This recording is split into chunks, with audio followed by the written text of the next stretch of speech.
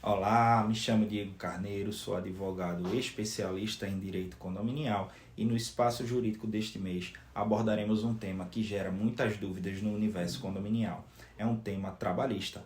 Atestado médico no contrato de experiência se gera interrupção ou suspensão do contrato de trabalho, acidente de trabalho ou acidente de percurso, CAT e estabilidade. Pois bem, se você é síndico ou morador de um condomínio, tem ou já teve dúvidas sobre o tema, sobre cláusulas contratuais de segurança em contrato de experiência, como proceder nesses casos, o prazo para a emissão da CAT em caso de acidente de trabalho e até mesmo sobre eventual tempo de estabilidade.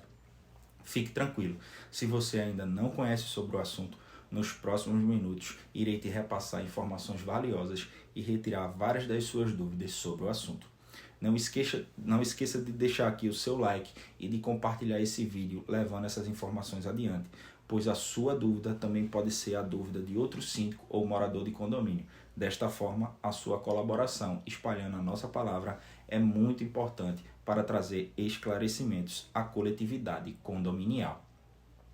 Antes de iniciarmos a abordagem do tema, é importante diferenciar o que é suspensão do contrato de trabalho e interrupção do contrato de trabalho, pois são dois institutos que inviabilizam a extinção do contrato de trabalho.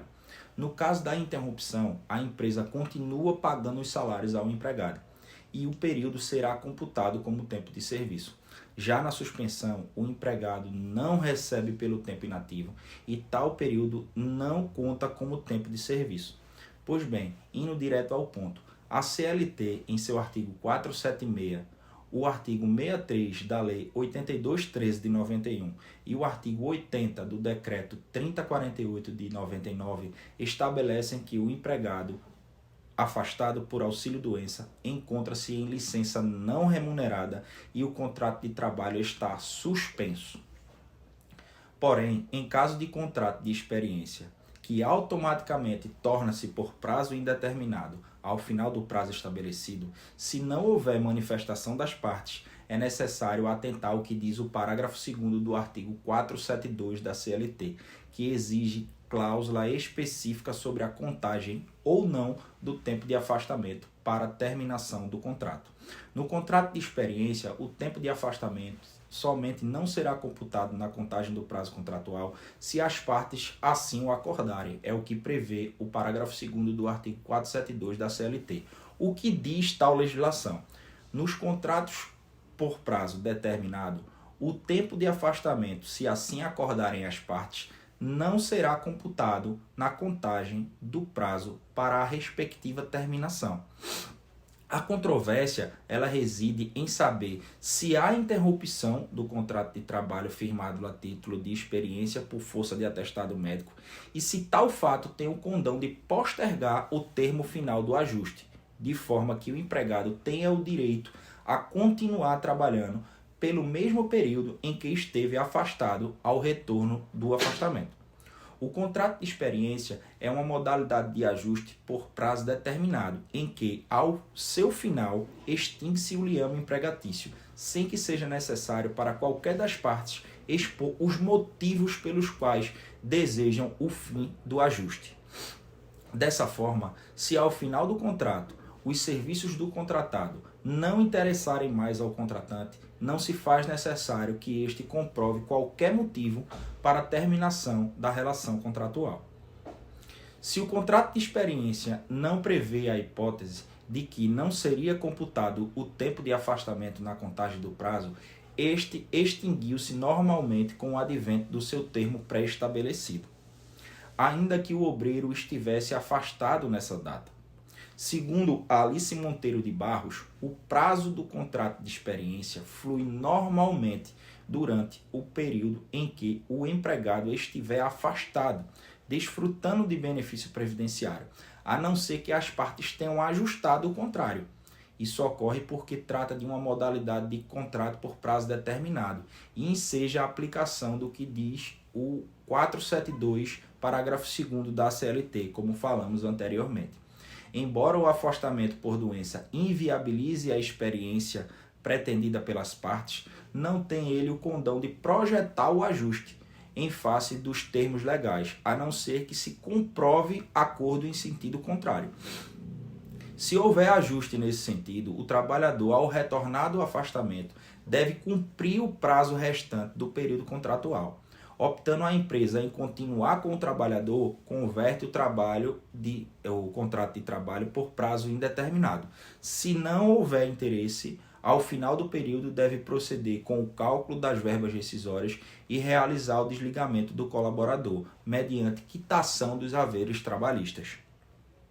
Assim, segundo o entendimento dos nossos tribunais, o afastamento previdenciário para gozo de auxílio-doença não possui o condão de prorrogar o término do contrato de trabalho por prazo determinado, nem tampouco suspendê-lo, a não ser que tal hipótese integre os termos formais do contrato de trabalho, porquanto o seu termo final é previamente conhecido pelas partes. Se o período de afastamento por auxílio-doença exceder a data de encerramento do contrato de experiência, a empresa deve enviar ao empregado uma notificação, que pode ser via carta registrada, um aviso de recebimento ou até mesmo documentado por e-mail ou WhatsApp, ou um telegrama com um comprovante de recebimento, para a residência do mesmo, comunicando que não haverá a prorrogação do contrato de experiência. Destaca-se que não é possível estender ao empregado em experiência o benefício da estabilidade provisória durante o afastamento por licença médica, ressalvados os casos de acidente de trabalho, previsto na cláusula 378 do TST. A jurisprudência do Tribunal Superior do Trabalho é pacífica há mais de 10 anos, no que diz respeito à estabilidade provisória ao empregado que sofre acidente de trabalho, ainda que contratado a título de experiência. Desta maneira, o trabalhador que passa por um acidente de trabalho, mesmo sob a vigência de um contrato de experiência, tendo este sido afastado por mais de 15 dias, só pode ser dispensado após 1 ano da sua alta médica. Isso significa dizer que ao empregador que não respeitar o direito de estabilidade provisória do trabalhador que sofreu um acidente de trabalho no contrato de experiência, pode ser acionado na Justiça do Trabalho e pagará pelos 12 meses de estabilidade que faz jus o empregado. Isto se dá em função do empregador também ser responsável pela manutenção e respeito aos direitos fundamentais do empregado, devendo ser o primeiro a zelar pela afirmação de sua dignidade e integração no contexto social. Uma dúvida muito comum é sobre a diferenciação entre acidente de trabalho e acidente de percurso ou acidente de trajeto. No acidente de trajeto, o colaborador está fora do ambiente da empresa, ou seja, no caminho casa-trabalho, trabalho-casa. Já no acidente de trabalho, ele está dentro do estabelecimento, ou até mesmo na execução de serviços externos da empresa. Ocorrendo eventual acidente, em ambos se faz necessário emitir um ACAT e gera estabilidade ao trabalhador. Aí agora você deve estar se perguntando o que seria um ACAT e qual o seu prazo de emissão. ACAT é a sigla de Comunicação de Acidente do Trabalho.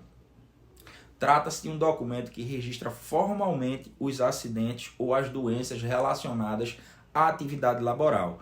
Agora, recentemente, com as mudanças do E-Social, inclusive existe essa obrigatoriedade de transmissão via sistema. A CAT ela tem a função de notificar a Previdência Social sobre o ocorrido, a fim de garantir a assistência ao trabalhador. A CAT ela precisa ser emitida de forma imediata após o ocorrido, ou seja, o prazo de emissão é de 1 dia útil após a ocorrência e necessita do documento atestado médico. Nesse sentido, o artigo 118 da Lei 82.13 de 91 dispõe sobre os requisitos necessários para que o acidente de trabalho garanta a estabilidade ao trabalhador. O que diz tal legislação? O segurado que sofreu o acidente de trabalho, ele tem garantia pelo prazo mínimo de 12 meses a manutenção do seu contrato de trabalho na empresa, após a concessão do auxílio-doença acidentário, independentemente de percepção de auxílio-acidente. A estabilidade de 12 meses conta a partir do término do benefício pago pelo INSS, ou seja, quando o obreiro voltar a trabalhar, não poderá ser demitido sem justa causa antes desse período. Ele tem estabilidade. Concluímos que se o contrato de experiência não contiver a cláusula determinando que será computado no período de experiência o afastamento do trabalhador por auxílio-doença, deve-se dar a ciência ao trabalhador através da notificação escrita sobre a rescisão do contrato na data final do contrato de experiência, mesmo que o trabalhador esteja afastado. Em caso de acordo entre as partes, prevendo que o tempo de afastamento não será computado na contagem do prazo para o respectivo término contratual, se houver afastamento médico superior a 15 dias, no encerramento da licença médica, o colaborador retorna às suas funções, cumprindo os dias que faltariam para o término do contrato, antes da licença médica. Se for hipótese de acidente de trabalho ou de percurso, ao retorno esse terá a estabilidade de 12 meses. Estes foram as dicas sobre atestado médico no contrato de experiência, suspensão ou interrupção do contrato de trabalho, acidente de trabalho ou acidente de percurso, CAT e estabilidade. Espero ter colaborado para aprimorar o seu conhecimento acerca do direito condominial e até breve com um novo tema de conhecimento. Muito obrigado.